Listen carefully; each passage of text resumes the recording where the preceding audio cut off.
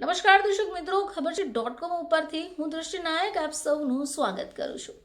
તો દર્શક મિત્રો, જે લોકો બહારથી ખાવાનું વારંવાર મંગાવતા હોય અથવા તો એપ્લિકેશન મારફતે પોતાના માટે ખાવાની વસ્તુઓનો ઓર્ડર આપતા હોય તેમને માટે આ ખાસ વિડીયો છે. તો આજે આપણે વાત કરીશું એક ફૂડ ડિલિવરી એપ્લિકેશન વિશે કે જેણે પોતાની ઓળખ જ બદલી કાઢી છે. તો દર્શક મિત્રો, ઓનલાઈન ફૂડ ડિલિવરી પ્લેટફોર્મ ઝોમેટોએ પોતાનું નામ બદલી કાઢ્યું છે. હવે આ કંપનીએ પોતાનું નવું નામ ઇટરનલ રાખી લીધું છે. કંપનીના બોર્ડે જોકે તેને મંજૂરી પણ આપી દીધી છે. હવે 6 ફેબ્રુઆરીના રોજ સ્ટોક એક્સચેન્જ ફાઇલિંગમાં આ માહિતી અપાઈ ગઈ. તો ઝોમેટો ગ્રુપના CEO અને કો ફાઉન્ડર દીપિંદર ગોયલે BSEને એક પત્ર લખ્યો. હવે જેમાં એમણે લખ્યું કે જ્યારે અમે બ્લિંકિટ ખરીદી ત્યારે અમે કંપની અને બ્રાન્ડ વચ્ચે તફાવત કરવા માટે આંતરિક રીતે ઇન્ટરનલનો ઉપયોગ કરવાનું શરૂ કર્યું.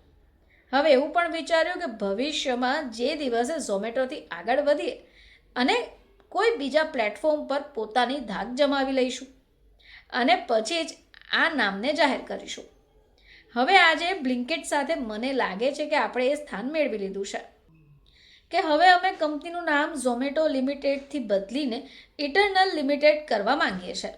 તો આપને એ પણ જણાવીએ કે ઝોમેટો એપ્લિકેશનનું નામ બદલવામાં નહીં આવે, પરંતુ સ્ટોક ટિકર ઝોમેટોમાંથી બદલીને ઇટરનલ કરાશે.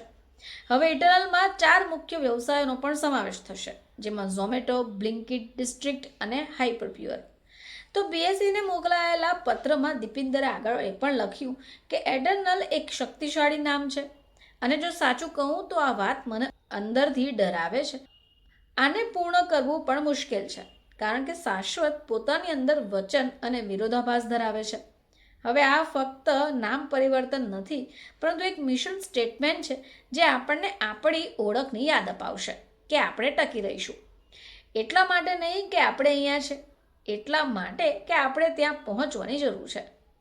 તો ગુરુવારે કંપનીનો જે શેર છે 0.53% ઘટાડાની સાથે 229.90 પર બંધ થયો. હવે જો કંપનીના શેરના વાત કરીએ તો છેલ્લા એક વર્ષમાં 64.27% વધારો જોવા મળ્યો. હવે આ જ સમયગાળા દરમિયાન કંપનીની આવક વાર્ષિક ધોરણે 64%થી વધીને 5,404 કરોડ પણ થઈ ગઈ છે. તો દર્શક મિત્રો, આ એવી બાબત થઈ કે જાણવી પણ જરૂરી છે. તો ઝોમેટો કંપનીના CEOએ જ એક મોટી અપડેટ આપી દીધી છે. ફરીથી તમારી સમક્ષ હાજર થઈશું. ત્યાં સુધી જોતા રહેજો ખબર છે .com.